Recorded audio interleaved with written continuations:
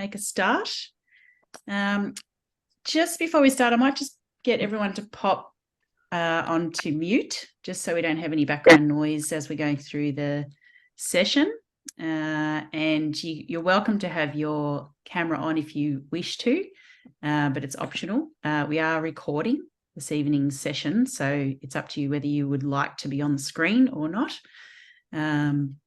So I'll leave that up to you. It does mean that the internet connection is more stable if we have cameras off. So, but I'll leave that up to you. I just want to welcome everybody this evening. Thanks for taking time out to join us to learn how to advocate for neurodiverse children. We're presenting the session this evening, myself and Amanda, to support parents to advocate effectively for neurodiverse children. So to begin this evening, we'll start with an acknowledgement of country. We acknowledge the traditional owners of the land on which we all meet today. We pay our respects to their elders past and present, and further acknowledge the important role that Indigenous people have within our communities across Australia. Before we begin going through it's really a conversation this evening with Amanda and I, and we will have some interaction in the chat box. So we won't be necessarily having people come on to talk, but we'll just see how we go for time and numbers of however many people join us this evening. But I just wanted to share with you a few definitions just before we start talking. And I suppose the one definition that we need to clarify is that of parent, because we know that parents can be any caregiver of a child, and it doesn't necessarily have to be a biological parent. And I often refer to this definition of parent by Dr. Debbie Pusher, who some of you may have heard of. If you haven't, I'd recommend you have a look at her work. She talks about parents as not solely someone who is biological, but someone who is a parent. Could be an auntie and uncle or other type of caregiver. And it really does mean anyone who parents a child. So just to clarify, when we talk about parents throughout the conversation, that's what we mean. So a couple of other definitions that we wanted to share with you too. The reason that we called it, we use the term neurodiversity, because we know that there are many children who learn differently, and the description or the definition from the Diversity Council of Australia describes neurodiversity as all of us having different brains, and acknowledging that diversity is pretty much the way that people process things, much like gender diversity, cultural diversity, ethnic diversity. So we all know throughout our own education and learning that we all think differently. And even now, the way that we learn, the more and more we learn about the brain, the more we understand how we all are different. But when we talk about neurodivergent children, the definition, once again, from the Diversity Council of Australia, is when you have an actual diagnosis of neuroprocessing differences. So this can include autism, ADHD, dyslexia, and Tourette syndrome, and are often co-occurring. So I just wanted to share those definitions with you, just so you have an idea of who we're really talking about this evening when it comes to our children. And we all know that all our children are special to us, and we want to be able to support them as much as we can. And that's why we've all gathered here this evening to learn a bit more about what our role is when we're advocating for our children. So what we're going to be covering tonight is we're going to discuss some of the challenges that Amanda has come across when working with parents and their children, when advocating for their children in different schools. We both have different experiences in helping parents and supporting them to advocate for their child, and understanding that advocacy is a really important role that we have as parents. But often we don't know how to advocate, or we're not really taught how to actually advocate in a positive way that provides us with an opportunity to partner with schools and work together to support our children.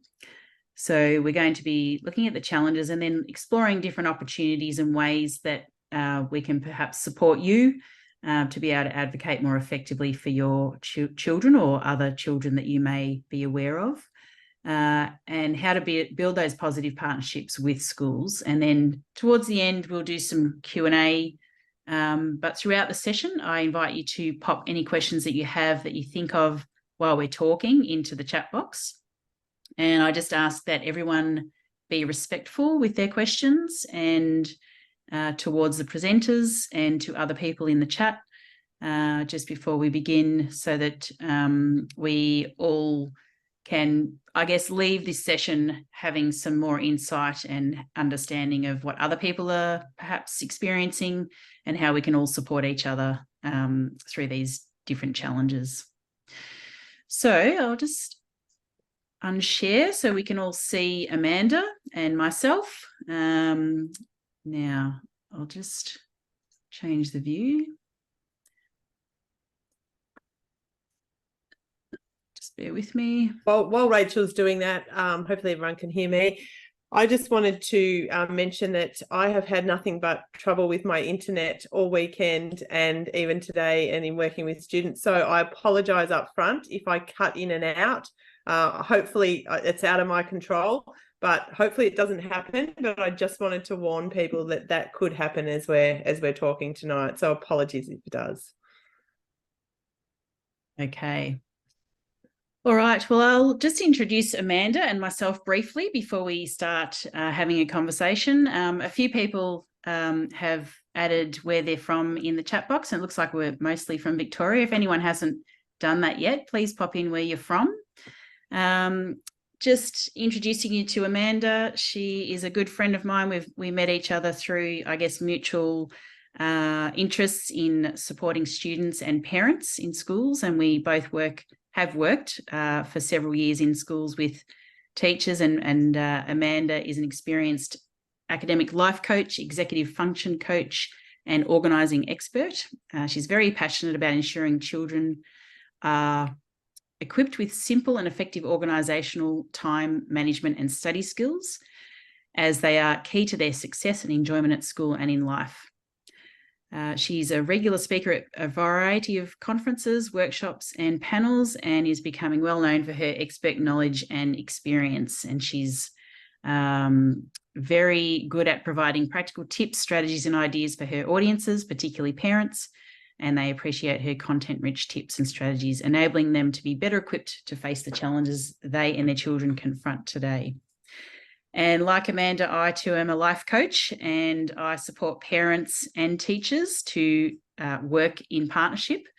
And a lot of my work stems from parent engagement and really supporting parents to understand what their role is when their children begin school and as they go with them on the journey through school, and also supporting teachers in understanding how to work more effectively and closely with parents as partners.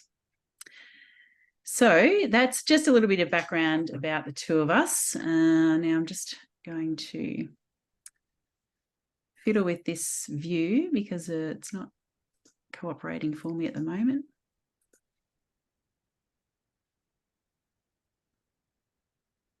Okay. All right. So we'll just start the conversation really with looking at what some of the challenges are that you come across, Amanda. And my first question, I guess, is what are the current challenges in schools that you do come across for families with neurodiverse children? I guess, look, I've definitely seen it. First of all, I'd like to just say I've definitely seen quite a big change in the time that when I first started working in this space to working in this space now. And I think it's heading in certainly in a positive direction, but I still think there's a lot more work that needs to be done in this space. So in the first instance, I think it's very much around, I guess, having an understanding of what the challenges are that individuals have is probably first and foremost. And again, I think schools and teachers are generally getting better at that.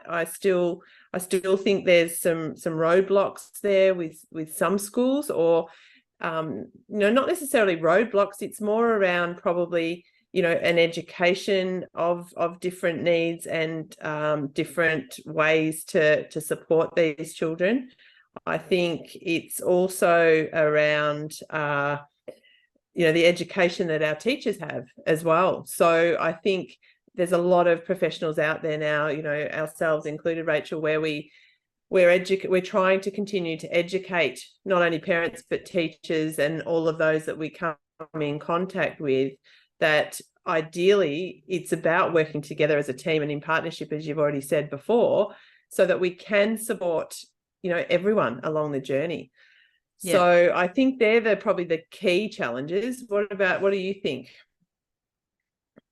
Yeah, well, I guess in terms of teacher training, it has been, I suppose, with a lot more children presenting as neurodiverse over the last few years, the training that teachers have had has possibly been fairly limited. And so in a lot of ways, teachers may be playing catch up.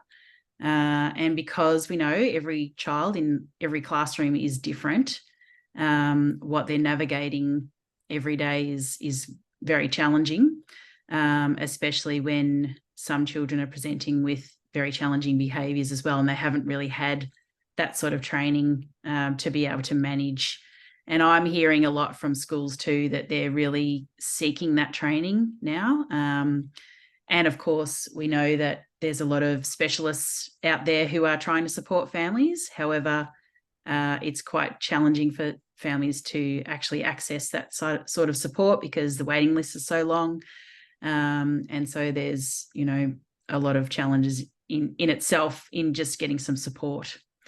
But I'd like to hear from our audience as well. What, if you'd be able to pop in the chat box, what sort of challenges you're seeing in, I guess, engaging with the school to be able to support your child. If you can just pop an answer in the chat box, we can perhaps. Yeah, I think the other thing, Rachel, while people are putting some comments in the chat, which we clearly welcome, because we want this to be a discussion and be able to really support you guys. But I think the other one is very much around the funding and the resources. Is another key area. And there's been a new funding model just come into place, particularly in Victoria here, which I'm still trying to get my head around as well. I went to a funding meeting a couple of weeks ago for the first one to support a family and advocate with a family. So it's around that, and obviously we're really struggling with teacher resources, full stop. So some of the schools that I've dealt with, they've got dedicated, wellbeing teams or resources to support, the children, neurodiverse sort of background and with challenges. But then there's other schools where, that might be the leading teacher who's got that hat on, as well as trying to teach in the classroom and a whole lot of other things too. So it can be really challenging for schools, in that sense as well. Are you able to elaborate at all on the funding model, or is it too early to explain? It's really probably too early. I really don't understand the process, and it's interesting because I actually got a feedback survey following the meeting that I went to via the education department. Came to me the other day, and it was asking me about the information that I'd been provided prior to attending the meeting and all sorts, and I had no knowledge. The school had nothing. None of us had anything. And so we weren't really able to prepare other than we knew it was happening and so forth. I do have an understanding of the actual process now and the areas that they model it against. And this is obviously in a secondary school. I don't know whether it's different in a primary school, so I can't quite elaborate yet on that front. But at the secondary school level, we looked at 31 key areas or criteria, if you like, and we had to evaluate that on behalf of the child, and we had to things in total, right through from not really relevant to obviously really substantial and an essential. So it was quite an interesting sort of process to go through. But I think, that's something that I think, we're going to learn more about, and I certainly will learn more about, moving forward. I actually hadn't been involved in a funding session previously, so it was great to be invited by the school and on behalf of the family. So I've got a really good relationship with this school in particular, and it's fantastic that we can work as part of a team to support that individual child. And we welcomed that partnership as part of that process. So the school offered you to actually come into the session. Are they offering that information to specific parents or for all parents? This child obviously needed funding, and it's something that we have pushed right from when he transitioned from primary school to secondary school. So but again, like your comment before you said about resources and access, we're in October, and this is the first thing that we've put in place. Now, we're very fortunate that this school recognises that this child will get funding, and has already been supporting this child through their extra support in class and so forth as well, so that they can, I guess the funding will probably be backdated to a degree, I'm not sure entirely, but the school have been really good in what they've already provided. They weren't waiting till the funding happened in a sense. So that was really great to see. Yeah. And so in terms of the training that teachers are having, are you aware of anything that is happening in schools at the moment around supporting teachers, particularly, I suppose, with understanding the needs of neurodivergent children, particularly? And it's very, very haphazard, I think. Is it? That's happening. And I think each school is doing their own thing in my experience. And sometimes it's individual teacher training. Sometimes they are bringing personnel in to educate. I participated in a podcast myself about 3 or 4 weeks ago for a school here in Melbourne, and that was as part of a professional development experience that they provide to their teachers. So I talked on executive function and what the challenges are with that. So that was a great initiative that school has been putting in place to support their teachers. But again, I don't think there's any consistent training, and I think we almost have to go back to the education of our teachers, when they're coming through that university stage. And again, this is something I've argued, and you and I've talked about this a lot. It's not just around this area, it's things like organisation, time management, which obviously link into executive function and bits and pieces as well. So there's a whole gamut of areas where I think that can be provided better as well. Yeah, including cognitive skills and improving cognitive learning. A couple of people have put a comment in the chat box pretty much similar to what you just shared, which was that not all teachers are across the information. So some teachers are, some teachers aren't. And that becomes a challenge, I suppose, especially when if you don't have a whole school approach. And I understand that schools, to fund the professional learning across the whole school is quite challenging, but if it's not a whole school approach in understanding the needs of various children in the school, then it can be problematic for parents, particularly if they're moving into the next year level and they have to really work with the teacher to help them get to know their child and their needs. Have you come across any challenges around that where some schools are quite good at doing that? And I've actually witnessed that myself with a few schools where they bring the child into the classroom, familiarise them with the environment and work through ways to actually support the child with the parents and getting an understanding of the family and really engaging with the family context and what those needs are prior to the year starting. And then they bring them in early before the year starts as well, just to get them used to the children in the classroom and all of those sorts of things. So have you come across that as well? Yeah, look, a little bit, but I still think there's a long way to go in that space as well. And obviously right now I'm working on transition of year 6 students into secondary school. So that's a key area that I do a lot of work on. And as part of that journey, particularly kids that have extra challenges, I always say to parents, it's very important that they get extra transition days to go along, and some schools provide that already, but if they don't, I generally encourage, an extra visit prior to the formal transition day, so that they can at least, get a bit of a sense and take away some of that unknown and worry that, is going on in a child's mind about what to expect and so on. So I think again, we've got to get a little bit better at that whole transition space between primary to secondary, or even kinder to primary and primary to secondary. And then I think even from secondary to university, I do a lot of work in that space as well, and there's a lot of students that have the challenges that don't really know what they can do and how they can then be supported in that space too. So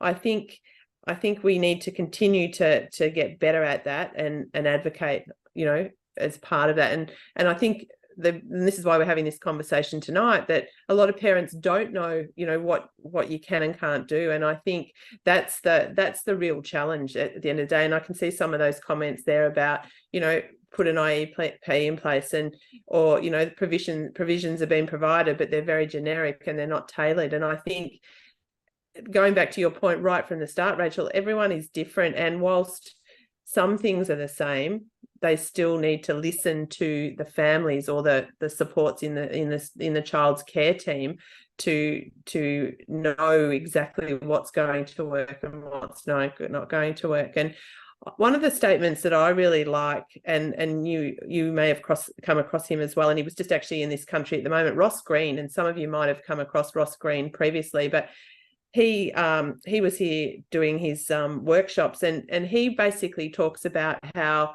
no child sets out to misbehave or not want to do well, and all children will do well if they can. And I think that's, a really basic message to have in place, that with the right supports around them, they can continue to thrive and grow. But without the right supports, then that's where we have those challenges and things that can come into place. Yeah.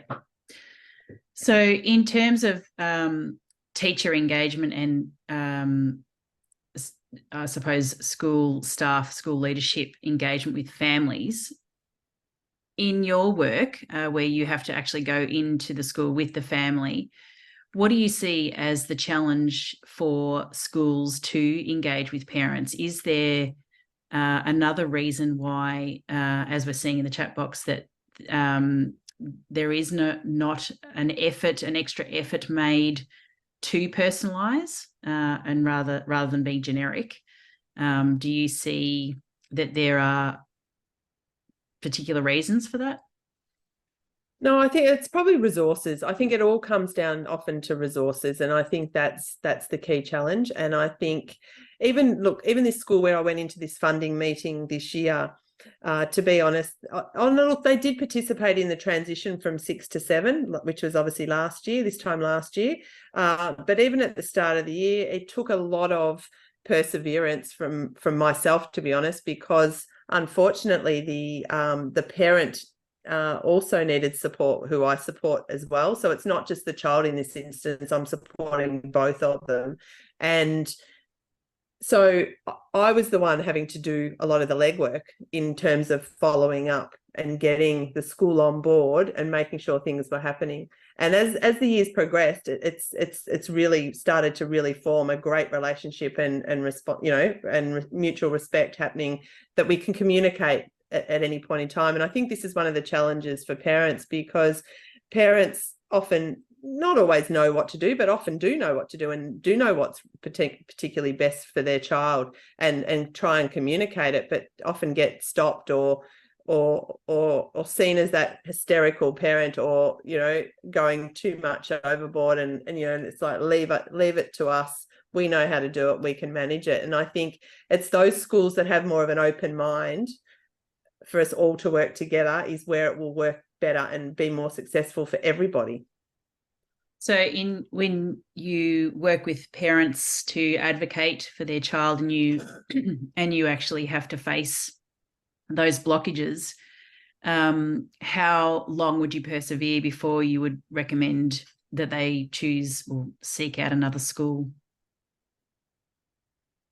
generally get a bit of a, you can generally get a bit of a gut feel. And again, you and I've talked about this before, gut reaction is really, really important, I think, in so many ways as well. And I think you generally have a sense of that right from the start. Even in searching for a school, you generally know, your children better than anybody, and you generally know, is it going to work or is it not going to work? And obviously there's options when it doesn't work, you can change. And sometimes it's easy and sometimes obviously it's not. But I think it's worth, giving it. And again, it's going to depend on what year level the child's in too, right? Because there's certain times where you can persevere a bit longer than perhaps, if you've got a child going into those senior years and you're not getting the supports that you really need, you're probably going to have to move them sooner rather than later, or else they're going to miss that opportunity, into those senior years. So it just depends on where they're at. But I think it's definitely worth giving it a fair shot. And in most instances, even when I've had to be involved,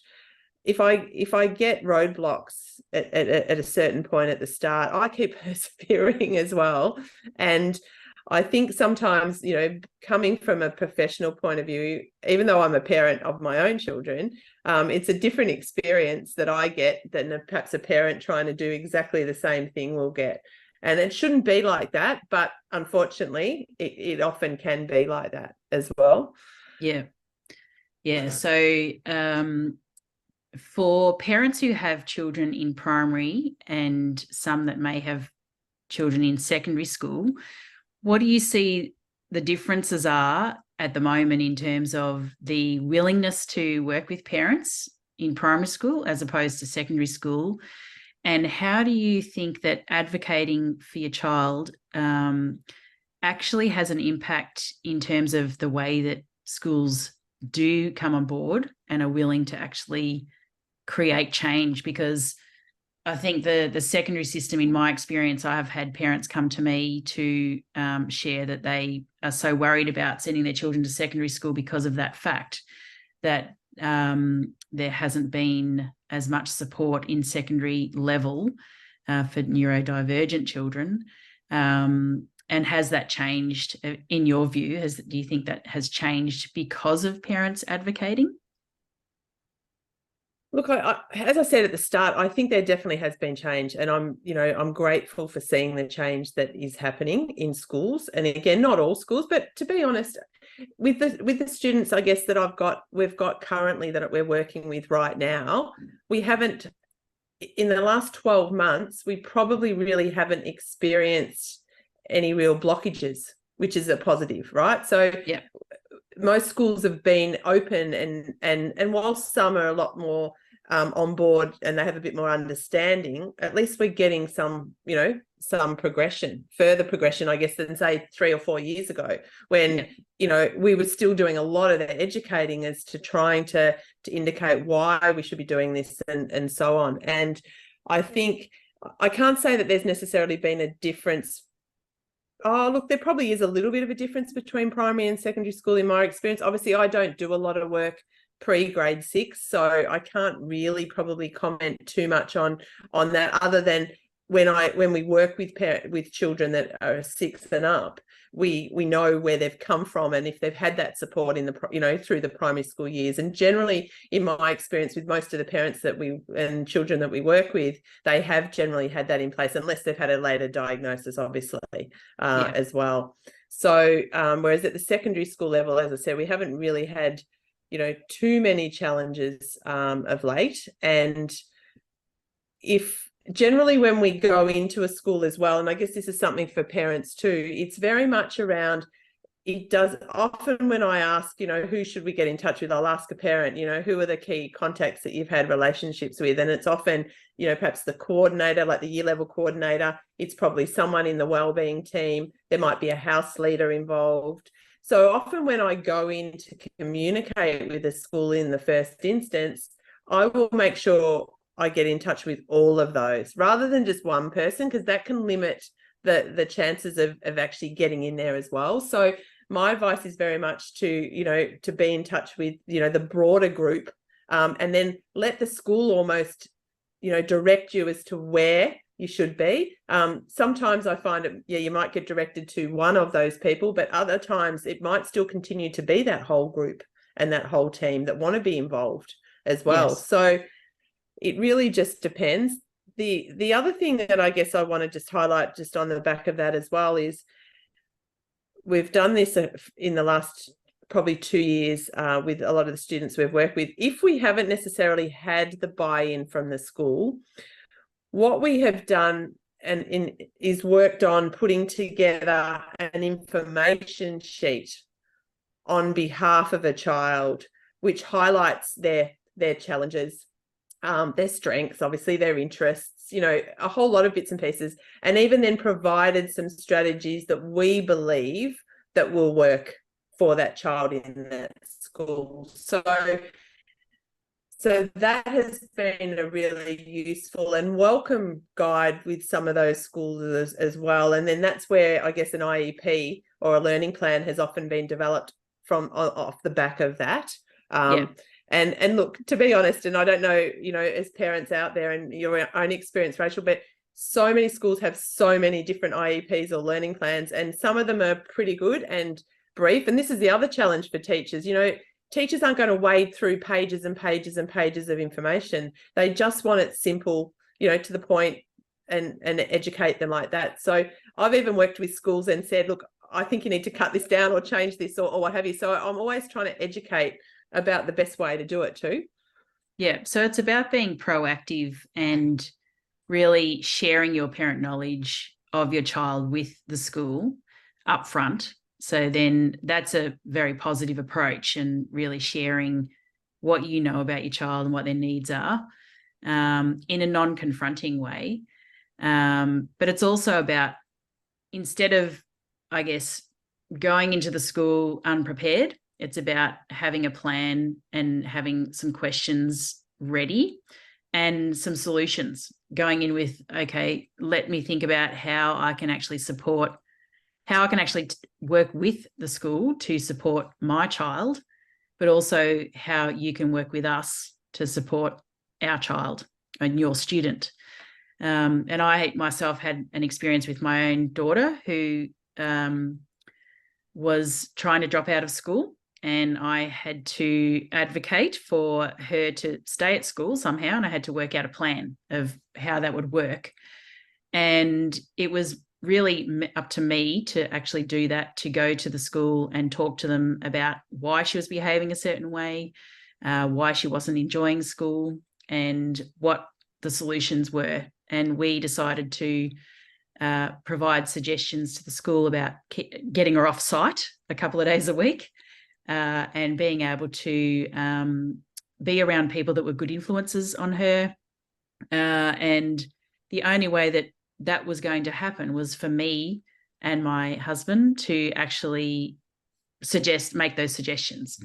So sometimes it just takes a little bit more, I guess, of clarity of thinking to be able to prepare a plan and organize a meeting, and so that you can actually have those conversations that are productive, and you go in with a solutions-based approach rather than seeking solutions from the school, because they may not have the solutions, even though some educators may feel like they have to have all the answers, but then that's not really working in a partnership. So how would you suggest that parents prepare, apart from the plan that you just talked about? Do you have any other ideas or strategies that you use with parents, or that you suggest to parents?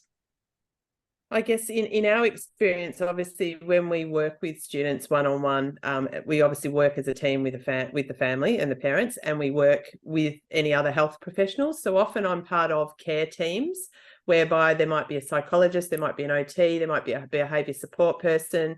I tend to be the contact that liaises with the school. There could be a psychologist, there's a whole lot of people. And so generally through that's how we sort of approach that. But I think the key challenge for a lot of parents is really just how and where and what's the best way for them to go in there. And like yourself, Rachel, I've had the same experience personally, and with one of my own children, and you know, and even I do what I do, and it was an interesting experience in that I learned so much going through that process, which obviously helped me with my journey with working with students as well, because sometimes there are options available that we don't even know about. Or like what I'm talking about here, for instance, is, you know, in the senior years at secondary school, you know, they tell you you've got to do X number of subjects and you've got to pass so many and all of this sort of stuff, when really you don't actually have to pass that many overall. And we realized that. And so it was able to help take pressure off and bits and pieces, but no one told you that. And so, Yes. you know, there's things like that. So I think it's really hard for parents. And I mean, as I said, even doing what I do, to really be able to know and to know what those options potentially are. So I guess what I would be advising is this is where, I guess this is why we're running this webinar tonight in particular, but I would be advising, you know, if you know other parents or families who have been through different experiences at schools and so forth, learning from them as to what some of the options are, or, you know, what the schools have been prepared to do, so that, yeah, you can put together your own plan about how you can potentially, you know, approach it. And I think that's probably the biggest thing. Yeah. Yeah, someone's just popped in the chat box that they've moved their daughter to a new secondary school, and the school seems to be engaging quite well with the family. And I like the point that you've made around the strategies being a work in progress, because as we know, sometimes we have to try new ways to do things, and sometimes it might work and sometimes it may not. But having regular feedback, modifications at various stages of learning and child development is a proactive approach by both the parents and the school. And that's the situation that we want to see, is that we sit down and have a conversation about what is going to work and what we might try, and having an understanding that we do need to be patient and really watch and observe and see how things are working, and then giving each other feedback. And just that communication can make all the difference. Yeah, I think you're right. And I think communication is something that I wrote down on my notes in preparing for tonight, was communication is key. And you and I have this conversation a lot. And I think that the one positive that I'm seeing, particularly in the Victorian education system at the moment in secondary school, has been the shift from VCAR, which is the governing body of assessments and so forth at a senior level in year 11 and 12 primarily.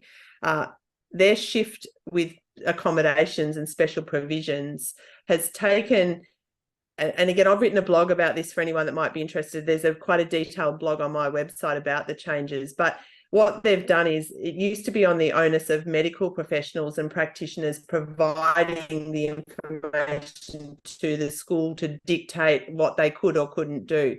So a lot of schools were very reluctant to put things into place, because it's like, oh, VCAR won't let them get to have those accommodations in year 12. Whereas now they're bringing it right back to, if a school can demonstrate why a child needs special accommodations and provisions right from early years, and has the evidence around that, then they're going to be unlikely knocked back when they get to those senior years, because there's been the reason as to why they've needed that. So I think it's shifting, and this has only been the first year of that. So we're not, you know what I mean? We're not, you know, very, you know, used to that, the new process yet. And schools have had to scramble very quickly at the start of the year to understand it and communicate it to families and bits and pieces too. But I think this is going to assist the whole change around special provisions and accommodations and supports for kids earlier on. And of course, there are parent advocacy groups who are working with governing organisations like VCAR to create change for those students and for families. And I've had experience myself in meetings with VCAR, and they are very proactive in supporting families, which is a great, huge step forward for parent advocacy. Now, someone has popped in a question about choosing a school. So do you have any advice when choosing a primary school and a secondary school. This would apply as well if you have a neurodiverse child. Yep. Yep. Look, again, on my website, for anyone who's interested, I do have a blog for both of those, how to choose a primary school for your child and also how to select a secondary school. The secondary school one is probably more recent than perhaps the one I've written on primary school. And I think, again, there's a whole list of questions. And I've actually got the blog open here because I thought this would come up tonight. But there's a whole lot of different things that I think you need to have in place. And particularly with, extra learning challenges and bits and pieces, you really need to understand what support programs and things are in place by the school. If your child does have severe needs, as in, they need funding, how is funding sought and allocated, and, how do they get that extra support, with their learning in the classroom environment. I noticed someone put a comment earlier about, giving easier work. Now, that's not the way to go with that. I think what schools need to be doing, and again, I've been working closely with one school in particular. We've got a child that we've been trying for nearly 12 months now, with the school's involvement as well, to try and work out if modifications actually need to be put in place. In the end, we realized that it was not the modifications that probably needed to be in place, but it was his engagement in the classroom, or his lack of engagement, which was what was going on, so that he wasn't engaged with his learning, and he was getting distracted, and he was on his device, and he was gaming and doing a whole lot of other things that he shouldn't have been doing. And was now that we've stopped that and we've changed the habit around that, and he's more engaged in the class, he can actually do more learning. So sometimes it's about trying to really work out what are the key areas that we need to focus on. And you guys know your children better than anybody. You know what has worked, perhaps what hasn't worked. A bit like what you said before, Rachel, going in with a bit of a plan of what you sort of want to ask questions about, so that you can get those answers, and then going with your gut feel again as to whether you think it's going to, and you're not going to get all those answers, up front, but hopefully you can get some reassurance that, yes, it is the right school for my child based on some of those things that you're going in with. And what would you say to parents who really would like to have a bird's eye view of their child in the classroom so that they can gauge what's actually happening? I know that a few schools have spoken with me about the challenges they feel the challenges are around that, because sometimes the child may misbehave just because the parent's in the room, or how would you approach that sort of situation where a parent really wants to know what's happening so that they can actually understand how to support their child? This is where the communication with teachers really comes into play. And I think again, you know your child first and foremost, but then they know your child next best, right? Because they're the ones that see them day in, day out, and can see what's going on. So again, I think it's being open to that communication. And again, it's not always going to be necessarily what you want to hear as a parent. So being open to that, to the fact that these things could be happening. They may, and again, not all teachers really can give the full picture either. So you've got to sort of, try and find where to sit with the information that you're getting. But I don't think parents getting a bird's eye view, you're not going to get it. It just won't happen. Sometimes you can get it via another professional or another teacher who can perhaps observe the situation. But you're not going to, you won't get the true picture if, even in my early days, there was talk, and I was asked to go in, and I could go in and observe some of my students. And again, I never did it because they're not going to, how are they going to react to see me in the classroom, or me looking in through the window, or what have you? So I think it's just, again, about the communication, keeping those lines of communication open, both ways all time, and being prepared for what is positive and potentially negative at times. And it comes back to trust as well, and trusting that the teacher is a professional, and they are trying to work through ways to manage any situations that do arise.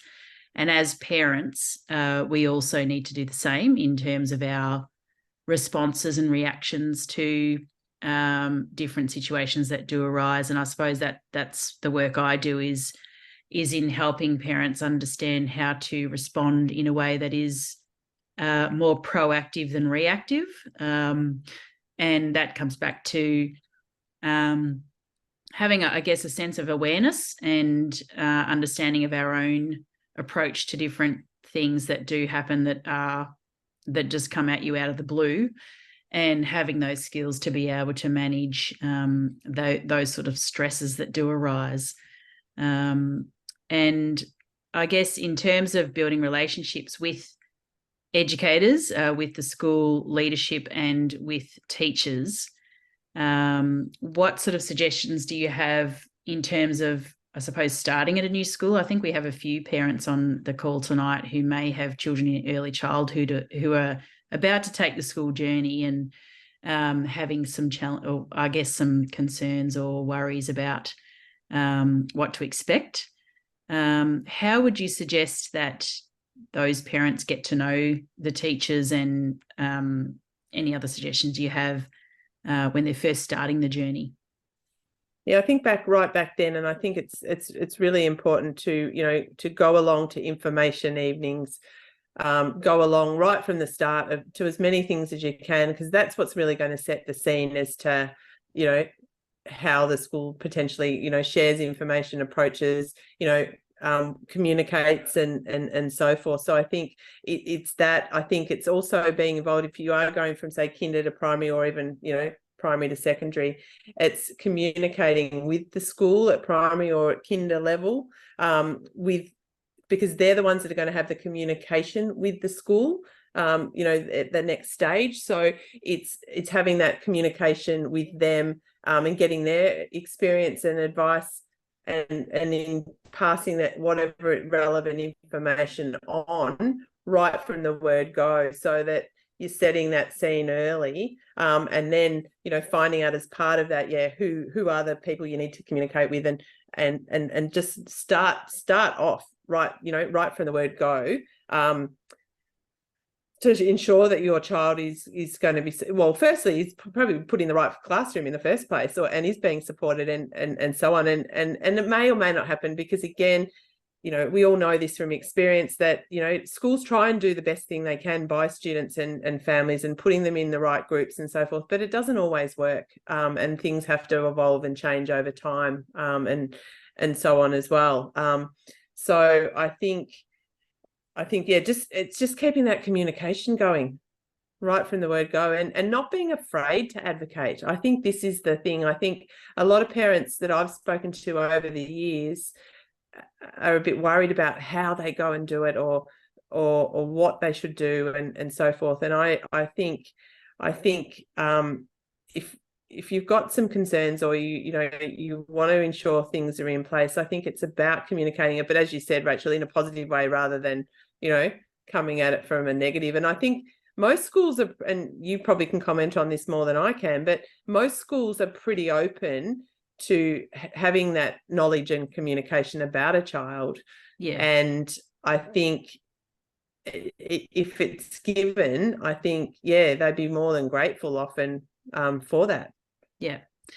And like you said, it starts right from the beginning in building that relationship, and not being afraid to ask questions, and to be open and flexible. And if you do hear something that you don't particularly agree with, in just continuing to have that communication and being a bit more flexible in your approach in certain circumstances. But I know, like in my work, and what I've explored in my book for parents is the fact that sometimes as parents, it's the first time we've been back into a school environment since we were students, and this time it's as a parent. So the responsibility and the role is quite different. And sometimes we can be triggered by our own past experiences at school. And it's about working through those triggers and really understanding ourselves and how we're actually approaching our child's education, as opposed to our own experience in school. Because I know myself, in my own experience, I had a terrible time at primary school, and as soon as I set foot on the school grounds again, it just all came back rushing back at me.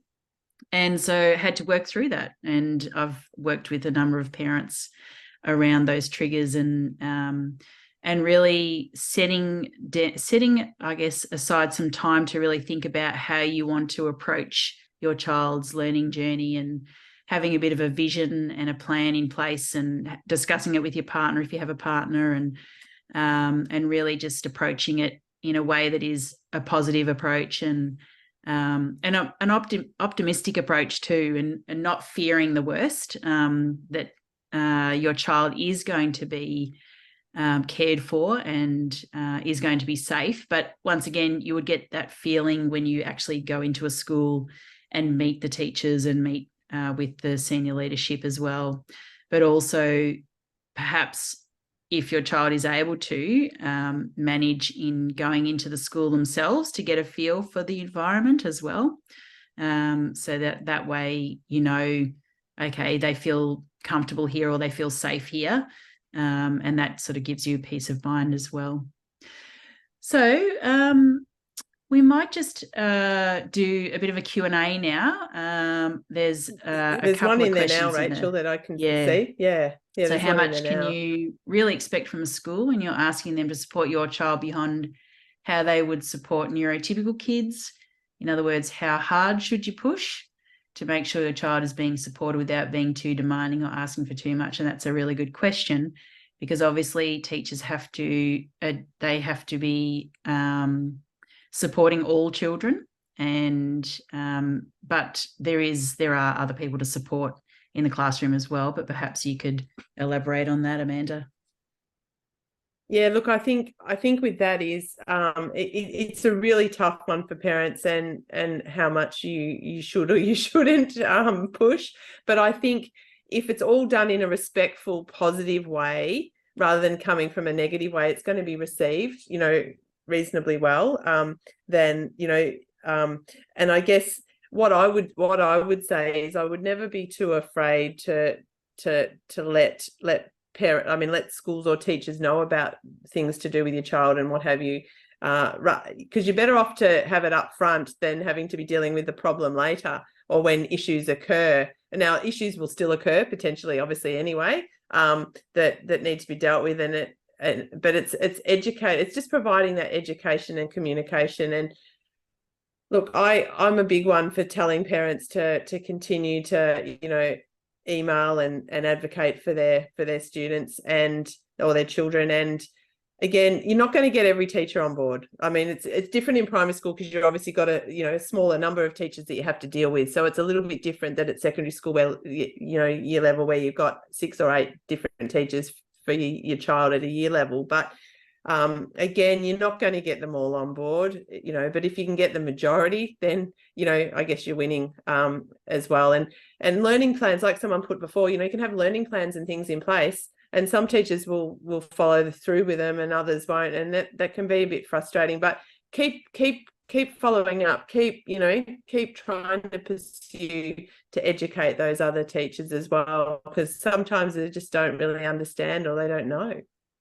The other thing to consider is that you also need to respect the boundaries around too much communication, because if you're sending emails at midnight, or over the weekend, when teachers do need to have a break, because we need our teachers to be fresh for the Monday morning and for the week ahead, that is often seen as disrespectful, I guess, by educators, understandably. So is really considering, okay, this is a person on the other end of this email. I need to consider what I'm saying, and seeking support that is going to actually have a difference, make a difference for my child. I'm not sure what's happened. I think we've lost Amanda. So it's really about understanding the boundaries that you probably shouldn't cross, and really just being respectful to teachers as professionals as well. And 9 times out of 10 you'll get a positive response back from educators. So It really is about building a relationship is the best approach, because you'll find that most teachers are fairly receptive if you come at the situation with a level of respect and I guess a positive approch. So hopefully Amanda will I got join so us far again. until I'm back. I'm back. Great. I thought you dropped I'm out. so wrapped that I got that far. Yeah. So does anyone have anyone... any other questions? We've got 5 minutes left, so we've got time for a couple more questions. Hopefully we've addressed all the questions that we've got in the chat box. We'll just have a quick look. Just in terms of the question or the comment from Kerry on some staff in kinder childcare have knowledge of neurodiversity and others don't. That's quite an interesting point to make, and one that you can possibly explore further with early childhood, because you probably agree with this, Amanda, the earlier that children can be I guess identified, the early intervention is always the best approach. And that way, when the child is starting school, you're armed with information that you can share with educators. But I'm not 100% sure what training early childhood teachers do have. You would expect that they would have some knowledge at least. But that's certainly something that maybe parents need to advocate at a government level, and to try and explore that further, so that children are being identified early. Yeah, look, I agree with you completely. I think the more aware that they can be, and the supports that can be put in place earlier rather than later can make a huge difference. Yeah, definitely. All right. Well, if no one else has got any other questions, what we'll do is we will share some information for you. Sorry, stop that for a sec. We'll share information. We've got all your email addresses, and so you've got Amanda's website address in the chat box there, and we can probably share some tip sheets and that sort of thing through email sometime in the future. I'll also be sending a feedback form from the webinar, and this webinar will be up for replay fairly soon as well. I'll just share some information that Amanda has some events coming up, and I do as well. So can everyone see that? Okay, so do you want to just share what's coming up for you, Amanda? Yeah, so if you have got a child that's obviously going from year 6 to year 7 now or in the future, this is a webinar that I run every year. I also do a lot of one-on-one work to support children in that space as well. So which is the same sort of workshop too, but that can really assist them, on their journey to secondary school. So feel free, you can jump on my website if you want to know more as well, or have a bit more of a chat about your child. You can jump on there and through the Get in Touch page, book a 15-minute chat with me, and we can certainly talk more about what your needs are, or where things are at as well. So you can just scan the QR code or find the information on the website. And I've got a webinar coming up next week with Meg Price, and we're going to be talking about AI, which is obviously a hot topic of discussion at the moment in education and for families. And we're just going to be talking about how to actually thrive as a family with AI, I guess, starting to infiltrate into our lives. And then the week after, I have another session with Dr. Lynn O'Grady, who is a psychologist with extensive experience working with children. And we're going to be talking about how to have hope in an uncertain world. And that's really exploring how we can support you as parents in navigating all the different challenges that are happening in your world and I guess around us that are impacting us as families and especially our kids. If anyone is interested in joining my Facebook group, I'll be sharing more webinars and information from people like Amanda and other contacts that I have who are supporting parents as well. So you can scan the QR code to join the Facebook group. And just letting you know, I have a book available for parents that explores your role as your number one or your child's number one advocate. And Amanda's got her copy there. And that's available from Amber Press, just through that QR code. And I can send you a link to that as well. And that really helps you. It's pretty much the book that I wish I had when my kids were starting school. And it's a guide really to support you in understanding your various roles and really to help you navigate the journey with your children. There's other resources on my website as well, which is practicallylearning.com.au. And you can scan the QR code on the left for my website, and the one on the right is to book a conversation with me if you're interested in just talking about your situation and whether my services can support you as parents as well. So that brings me to the end of our webinar.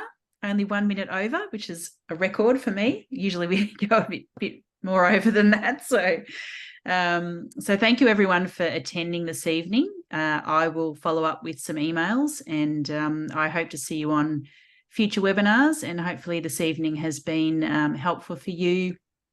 And once again, the replay will be available soon if you need to have a look at it again or share it with other people that you feel might benefit from what we've talked about here tonight. So thanks again, and we will say good evening and hope you enjoy the rest of the night. Thanks, guys.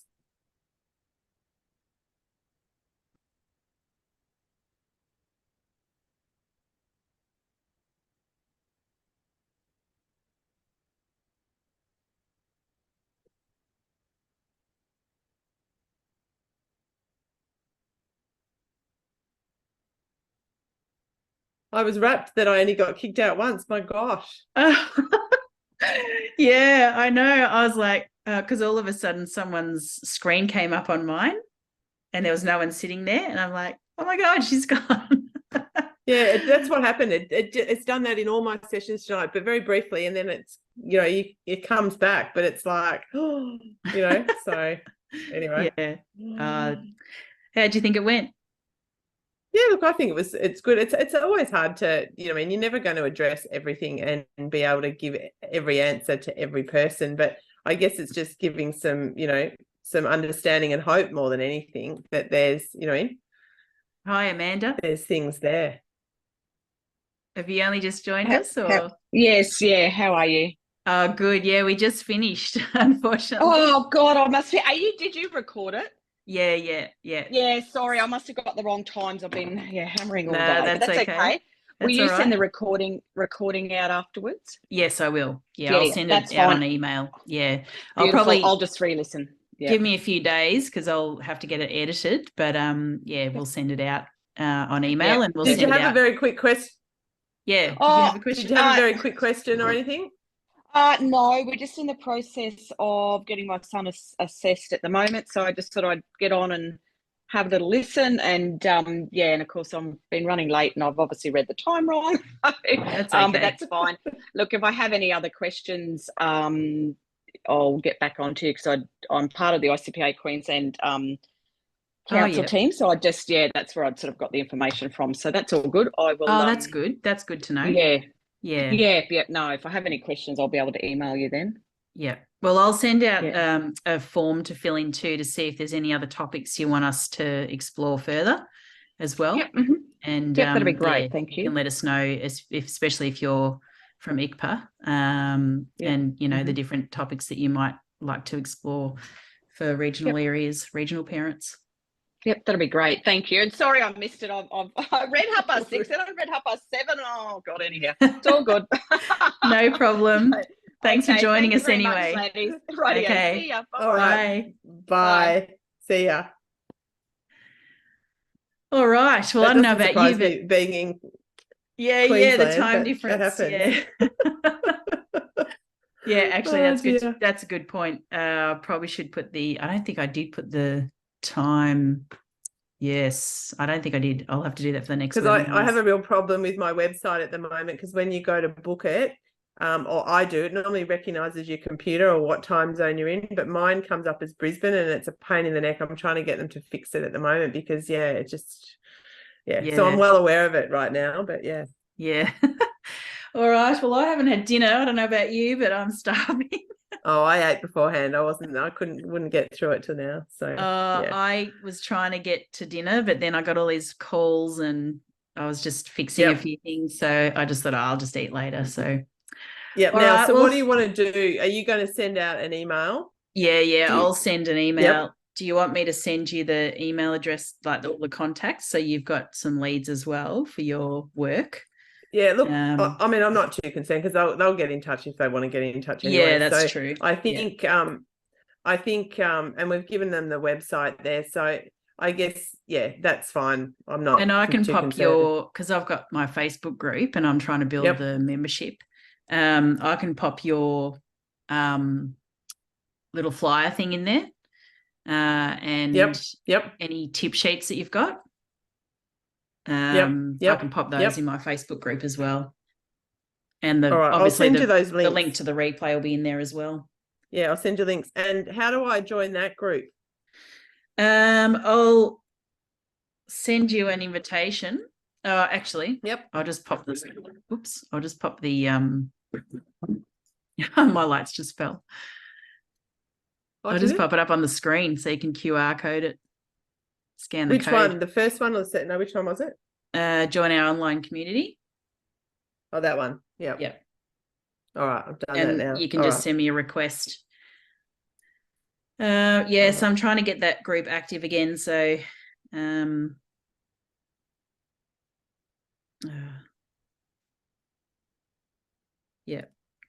that work?